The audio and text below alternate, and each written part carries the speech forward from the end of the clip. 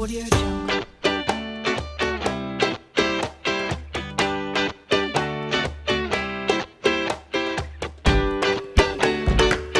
Audio Jungle.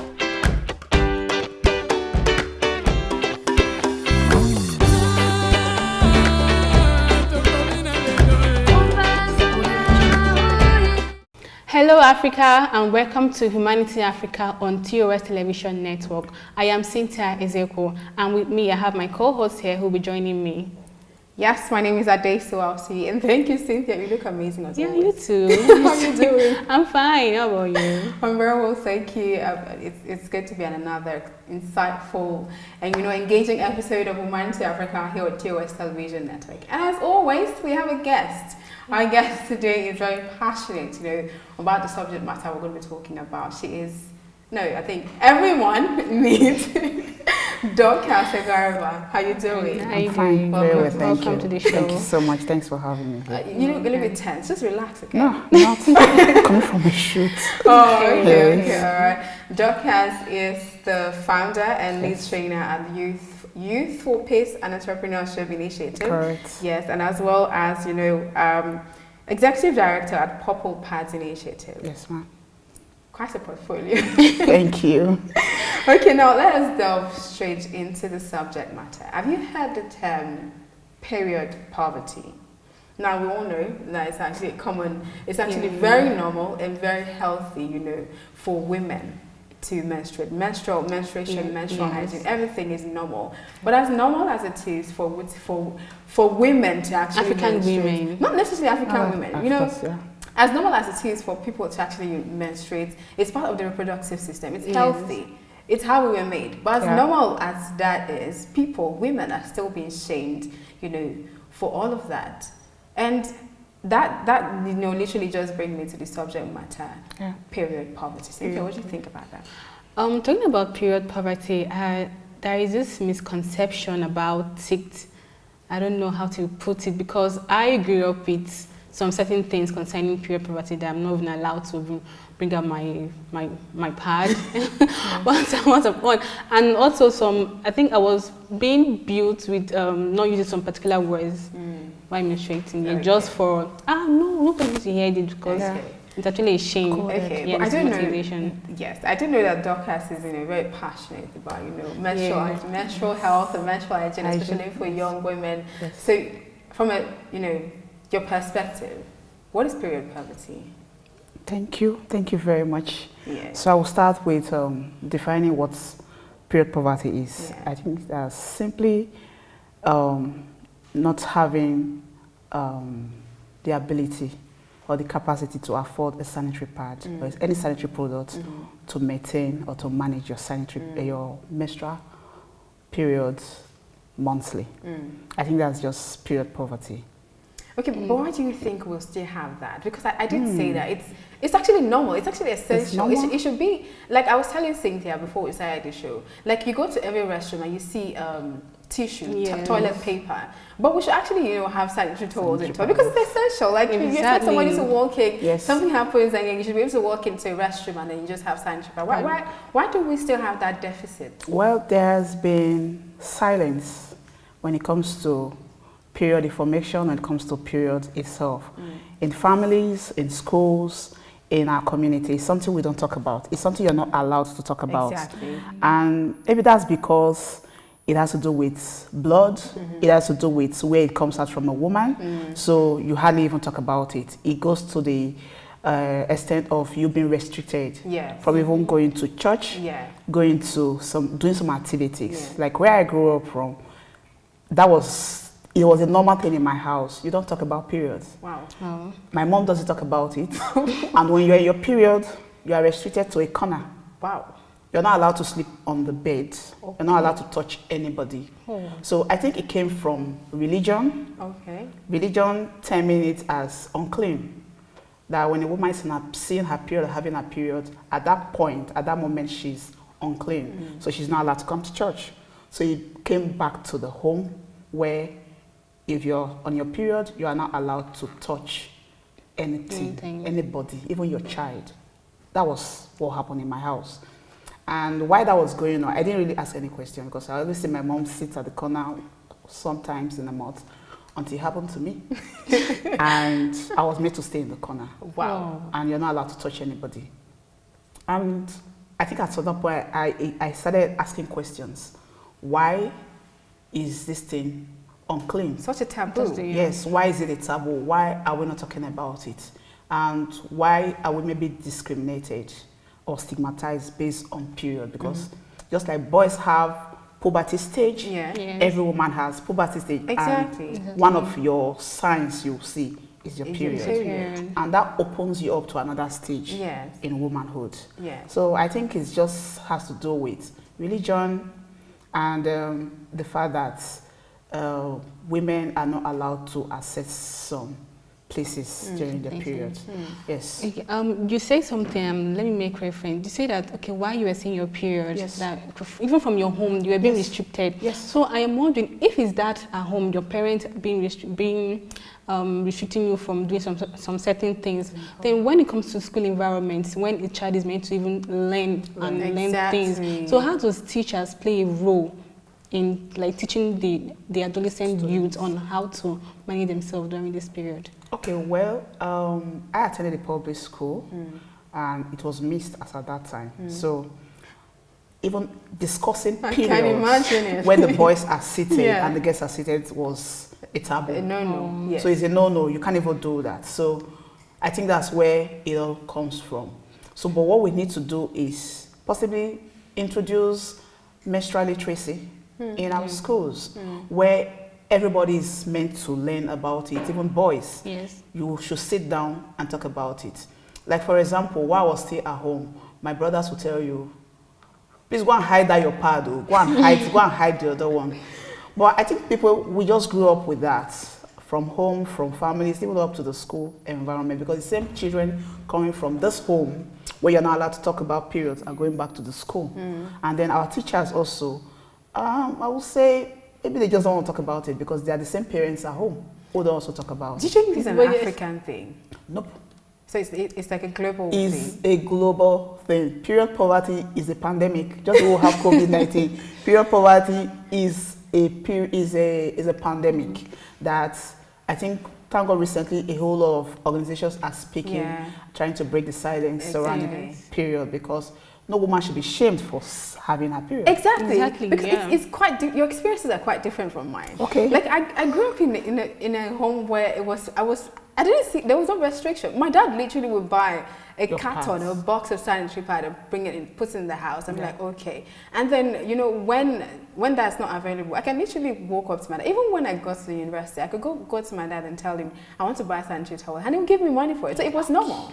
And then my brother, I have a brother, and he didn't see it as anything. So it was normal for me, right? And then I stepped into the society and I discovered, wait, it looks like the same way you grew up with that, but mine was literally different. That's the because thing. I grew up, it was just like my mom catching for the whole thing. My dad doesn't know like about say that.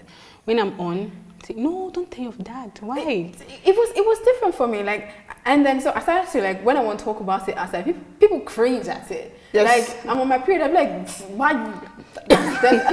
Wait, it's normal. Yes. I don't understand why. It's very normal. It's no, it's very, very so normal. I just started to you know, because I went out and I saw how it would, people, you know, took it. So I started to just like hold things back. So sometimes I discovered that at some point when maybe I'm on my period and then I'm maybe in a workspace or something and I need to get a sanitary towel, I have to carry my bag and go to the restroom. And so nobody will I work close for you, yes. What is going on? Yes. So how did we get here, really? Who are we going to ask? but like I said, how did we get here? It's from, when it comes to religion, people attach so much to religion, customs, customs of the people, tradition of the people. So I think it springs from there. So when a particular tradition writes this off as a taboo, it is a taboo in such community. Like in some places where girls have to sit in the dung, sit outside the house. You dig a hole and sit there. So who will want to even identify with that in the first place? Because they're already telling you are not normal as at that time. So that's where you should be. But why, really? Because that's how you make babies. I am right? wondering. Tradition, custom of the people, tradition of the people. These are things that it takes time to break. It takes time to bring people out of those negative customs and traditions that really has to do with women. So I think it's not just about period. Yeah. The other issues that has to do with women that are still custom, tradition, that still places restriction on it. Okay, let's quickly talk about, before going on break, let's talk about some of the, taboos associated with menstruation. I know I was having a conversation earlier today, and then it was with a guy, and then he was like, I don't like hearing that word.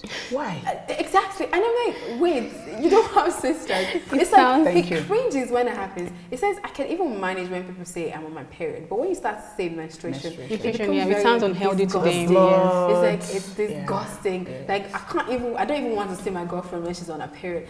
And I'm like, really?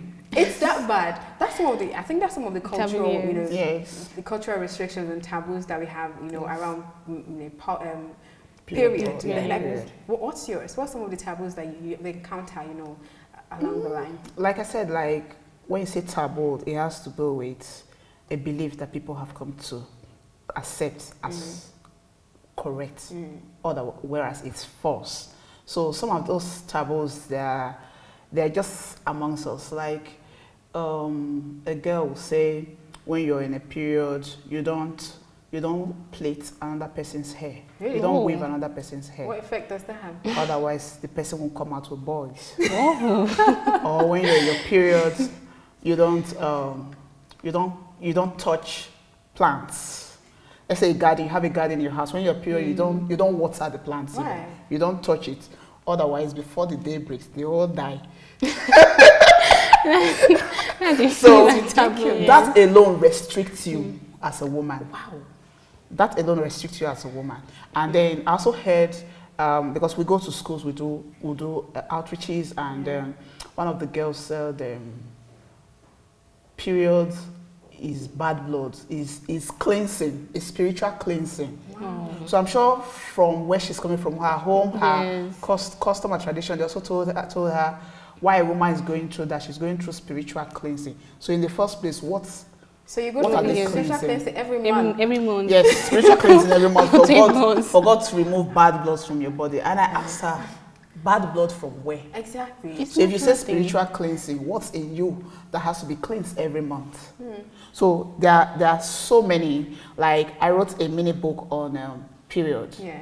So that, because what I would like to know, we have to create that awareness. Yeah. Yes. We have to inform people. We have to address the issues. Otherwise, the taboos will continue. The stigma will continue. The misconceptions about periods will continue. It has been from generation to generation. It didn't just start now. It didn't start in the 21st century. When I started like in secondary school. How many years since then till now? So we still have such barriers here. So we have to deliberately, when we say deliberate, we don't need to just provide sanitary pads to girls. Exactly. We must also give them information. Yes. Because you are giving me sanitary pad and I still don't know what's wrong with me. I still don't know why I am menstruating. Like I asked a girl the other day, I was like, why do you think you're menstruating? That's when she said spiritual cleansing. So you can imagine she gives birth to her own children and they are going through spiritual cleansing. She passes the same thing on to them. It goes on. Family spiritual cleansing. Is that family spiritual cleansing? So you can imagine if we don't begin to act now, apart from just providing sanitary pads to schoolgirls in schools or anywhere, we must also provide information. And if you look around, there are no books, there are not many books or books that addresses changes in adolescence when it comes to young folks. What are they going to read? Where are they going to get this information? Exactly. In Africa, we have that lazy habit of not reading. We don't find out things for ourselves. We just, they say period, na bad thing. It spreads. So we need to start having these conversations just like you're doing now. We also need to reach out to people in the grassroots because how many people have access to television? How many people have access to internet to now listen to what we are doing here? So there must be a way to get to them. And one of the ways we can get to them to start putting that information out there, breaking that silence, letting people know that Eradicating period stigmas. is normal. No, unhealthy. It's healthy. A woman sees her period every month because her eggs were not fertilized. Yeah. So the more we begin to spread this information, we're also in process educating people. Yes.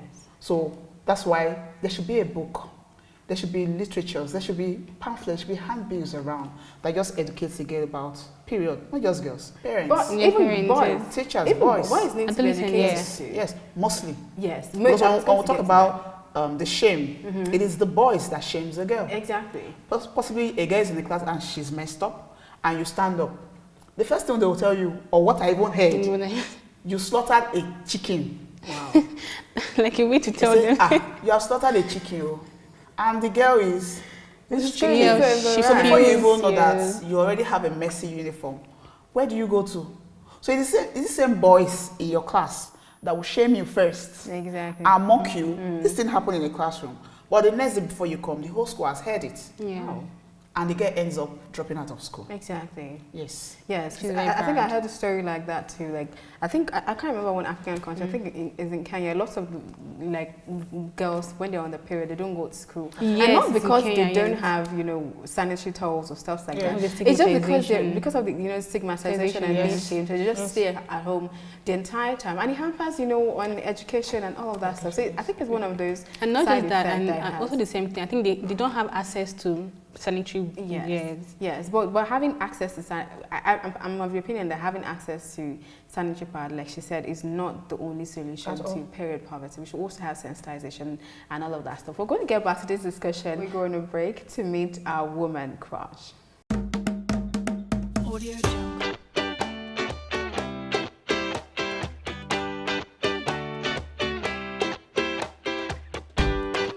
Audio Jungle. Welcome back, people. It's still WOMANITY Africa on TOS Television Network. Speaking further, I don't know. I need to get like a clarity. Is there any possible effect of this stigmatization to the youth, to the Yes. adolescents? Yes. Quite a So, number. So what number? from you, because I know you're the expert at this issue, so we're Can you going to just leave it for say you, right? So what are some of the Possible possible effects of effects of stigmatization as a result of menstruating? Okay.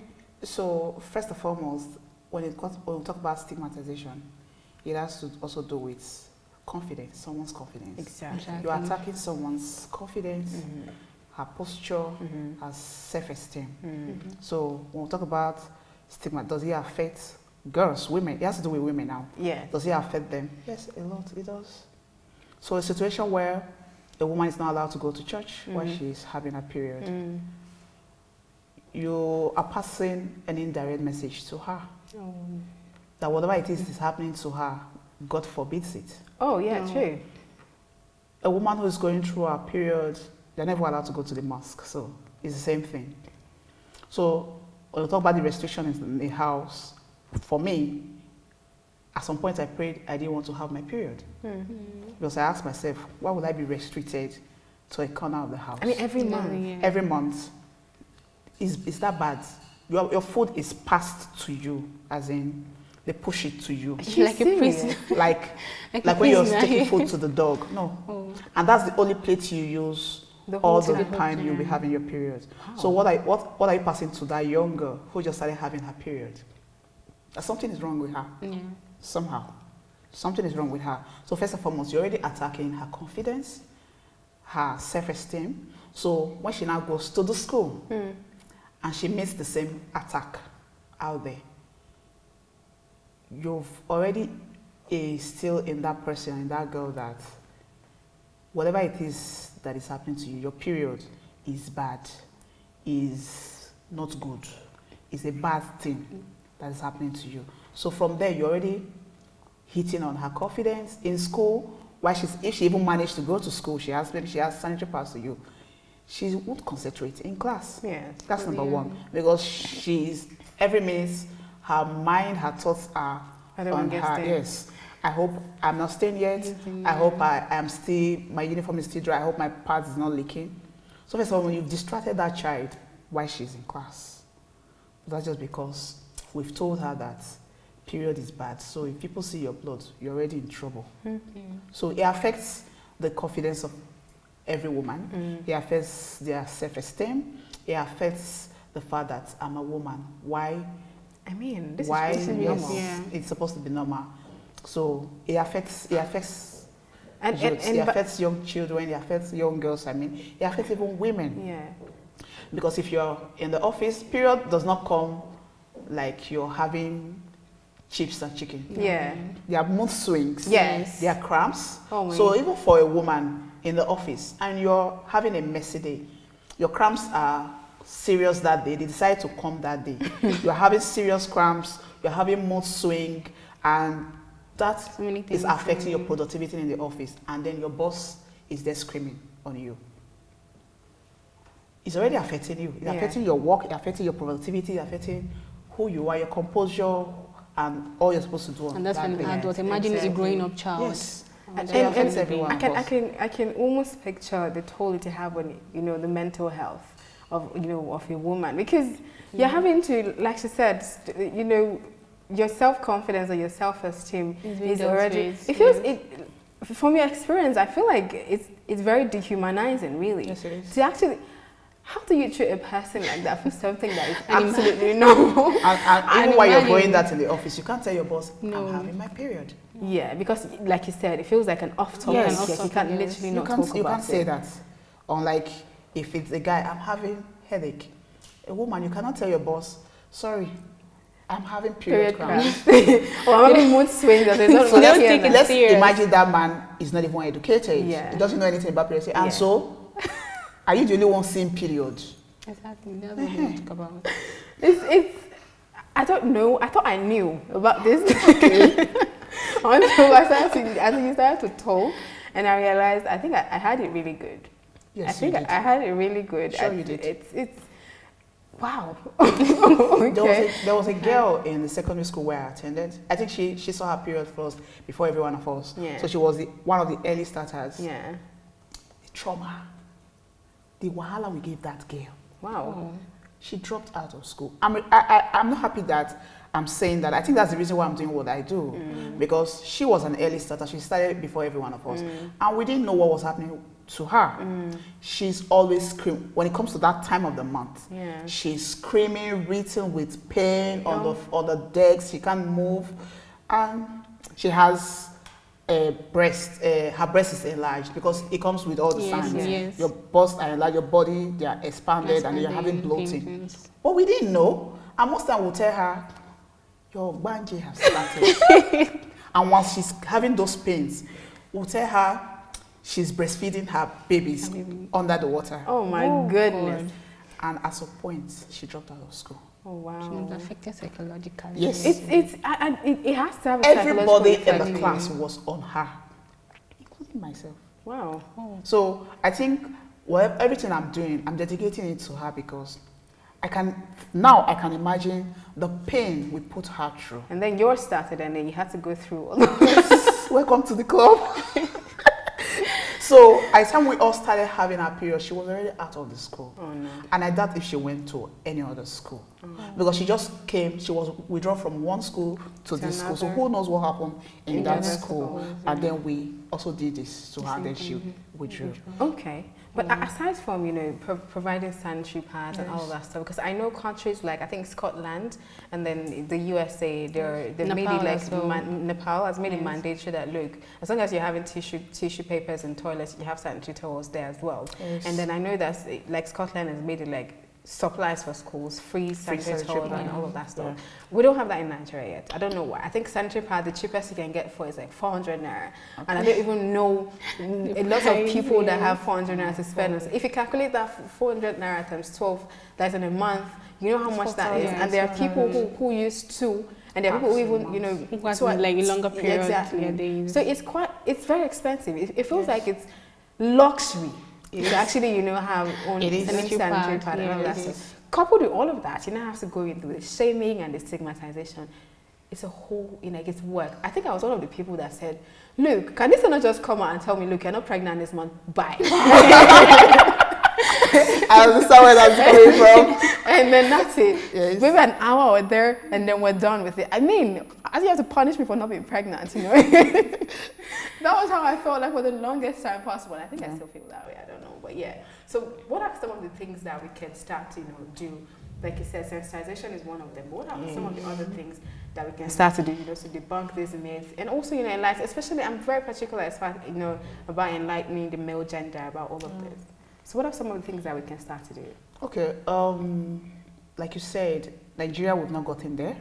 We'll get there someday, but right now we're not there. Looking at the fact that we are over 87 million Nigerians are living in extreme poverty. That's like families living under less than $2. $2 would be like 1,000. Yeah, 1,000 about that. And we have 87 million families living under poverty. So you ask yourself, how do they even afford sanitary pads? Yeah. So let's assume a family has 4 girls. How would that family afford sanitary pads? Moving forward, for stuff like this, what would you advise for families and teachers in school that are in charge of grooming the girls and the boys about period poverty? We have to just start talking about it. It should be a normal topic, just the way you talk about a guy's beards, a guy growing beards, or the voice becoming stronger, deeper. Yes. It's normal. Puberty. So the girl, once the time reaches 2, you will have your period. So we have to start talking about it as a normal topic, not what do you call a spiritual topic? It's spiritual. Spiritual topic. It's not spiritual. So we have to talk about it just the way we talk about every other topic, like sex, abuse, drugs, period. Talk about it. Please, it's not disgusting. You have to know. Even in school. I think it's just people cringe when they see blood. I think that's just it. That's just it. So when it comes to, we're talking about a sanitary pad affordability. What we started doing as of 2016 was to introduce reusable sanitary pads. Of course, people were like, how healthy is that? How can people wash something and wear it again? Well, that's because it's blood. So people don't see how they can wash blood off materials. I think I've seen something else that has to do with... Whether you like it or not, young girls and women are already used to using rags. So why not make it healthy? Use a better material so that they can use that. And it's something they can reuse for like... I mean, they can disinfect and then... Yes, they're sterilized pads. So you can use it for a longer period of time. It's even better because you don't have to dispose on the streets. So you can imagine 500 million women menstruating per day. And then we're all using disposable pads. You know how many the tons of garbage we're going to have? Where are we going to dump all that? Disposable pad doesn't biodegrade. It doesn't decompose. So what are we going to do?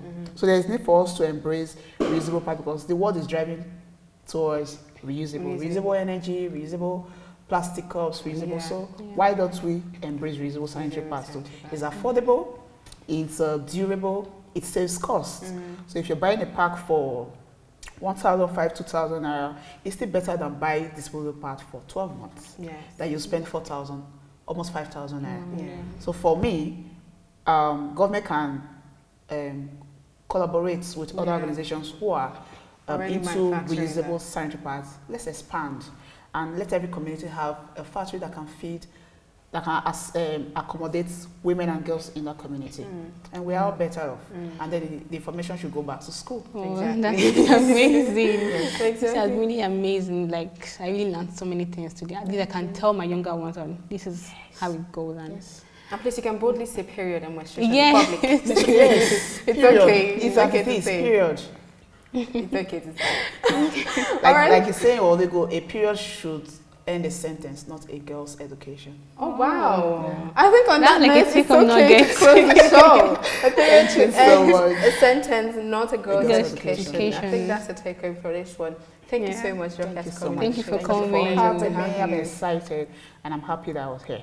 Thank you. Thank you. And thank you guys for joining us on WOMANITY Africa this week. Don't forget, WOMANITY Africa as Wednesday on TOS Television Network. And you can also be a part of the conversation across our social media platforms, the TOS TV Network on Facebook, Twitter, Instagram, and also check out our website at www.tostvnetwork.com. Also subscribe to TOS TV Network on YouTube so you don't miss out on anything. My name is Adesua. And I am Cynthia Isaac. We do have a great day.